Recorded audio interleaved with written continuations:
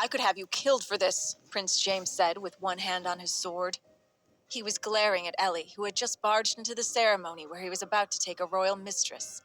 He had specifically demanded that she stay in her room, yet here she was, for the entire kingdom to see. Ellie kept her chin high, but her eyes down. It was a way to show that she was resilient, but also demure. She couldn't disrupt the power balance too much, too quickly. Your Highness, I merely wanted to watch the festivities.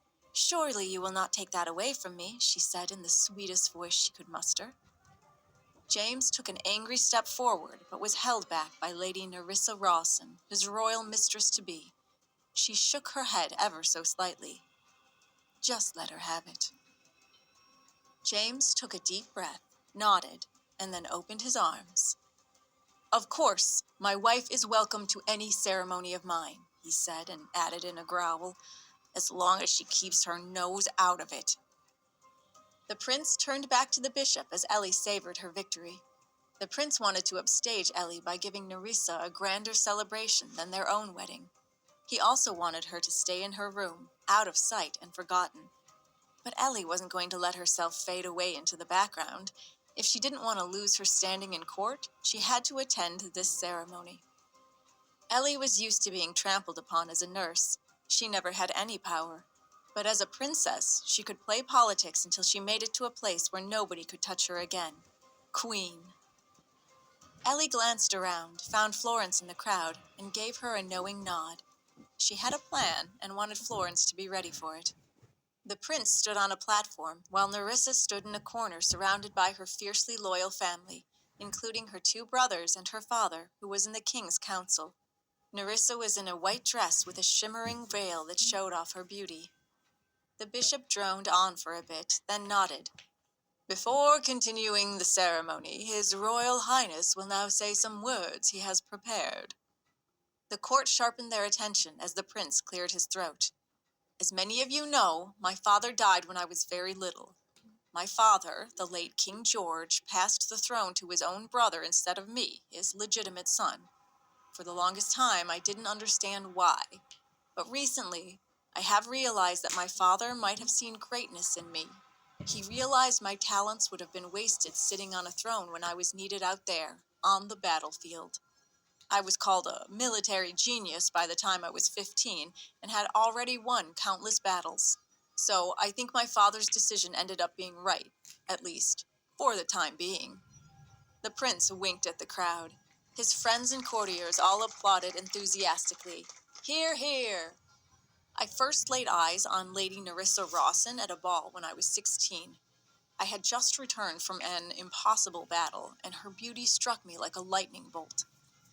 Ellie rolled her eyes, and the prince continued his speech. I wanted to marry her, but my uncle, the new king, refused my proposal. As many of you know, he made other arrangements for me. The prince glared at Ellie as he said this. However, when I insisted that Nerissa be my official royal mistress, there was nothing he could do or say because I am a lord of war. The crowd roared and stomped their feet. The prince grinned broadly and waved his arm about. Ellie scoffed under her breath. He didn't force you to marry me to keep you from marrying your concubine.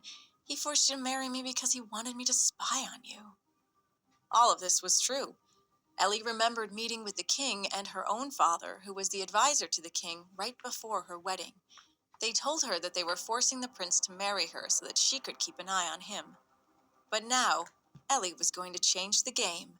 She wasn't just going to spy on the prince. She was going to use her royal position to her own advantage. She was going to use it to take the throne. The bishop opened his arms.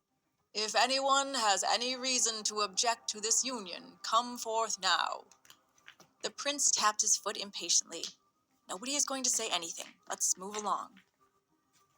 I do, a voice cried out. Several people gasped. The prince turned his head to see what was wrong. He saw Ellie walking towards the platform. I have an objection. His face clenched in rage. I told you to stay out of this, Prince James growled. Ellie felt weak but walked gracefully. She wanted to make sure she didn't sound angry, or else her plan wouldn't work.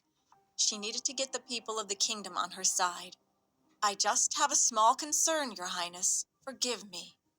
The bishop nodded to her. Speak, child.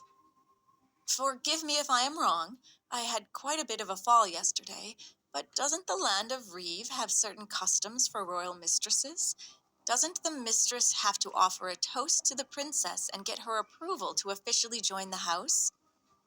Guests whispered to each other in hushed tones. What is she doing? The crazy princess is making up stories. But what if it's true? Prince James frowned and looked at the bishop. Is this true? There was silence everywhere. Not a single person dared to speak. The bishop nodded.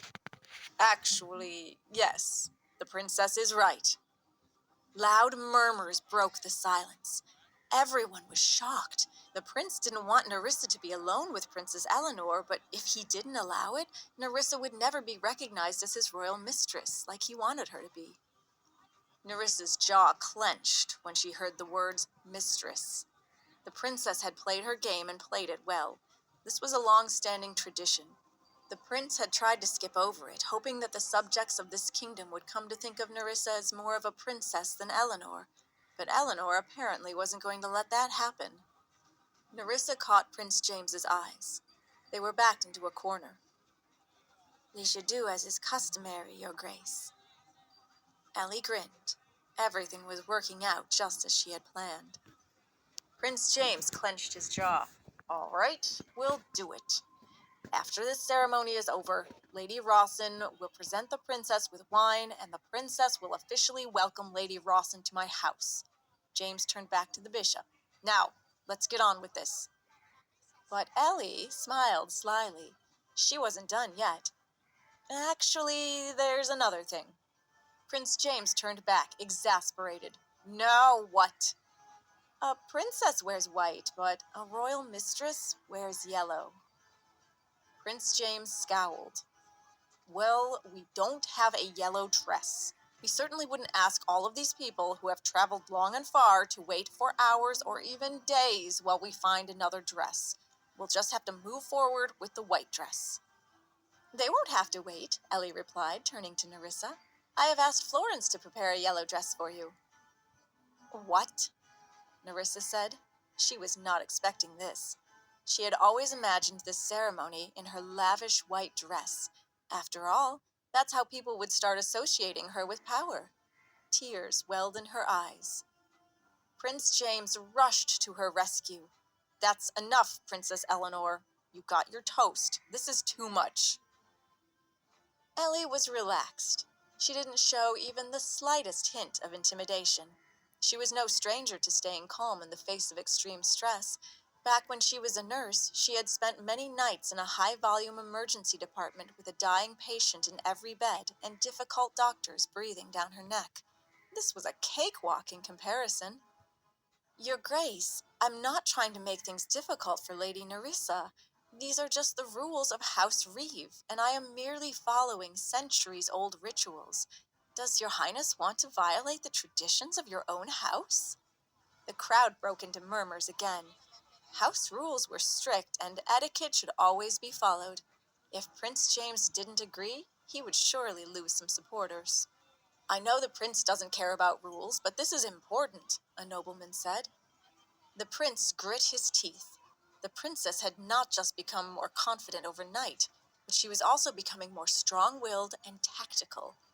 Where had the useless Princess Eleanor gone? She would have stayed in her room and obeyed the prince. Nerissa had the same thoughts running through her head. She grabbed James by the arm. Your Grace, we should listen to the princess. If we don't follow the rules, I'll never be officially recognized. And what do clothes matter? I want you, no matter what. And you, James said. Prince James gave her a slight nod. Nerissa took the dress from Florence's waiting hands and walked off to change. Meanwhile, the rest of the court was in an uproar over Ellie's unexpected behavior. Who does she think she is? She's just a princess, not even a queen. She's just jealous of Nerissa's beauty. I'm telling you, it's the devil living inside her and that ugly scar of hers. While the crowd was distracted, Prince James leaned over and grabbed Ellie's arm. Then he whispered into her ear, "You think you can ruin my ceremony without any consequences? You'd better watch your back."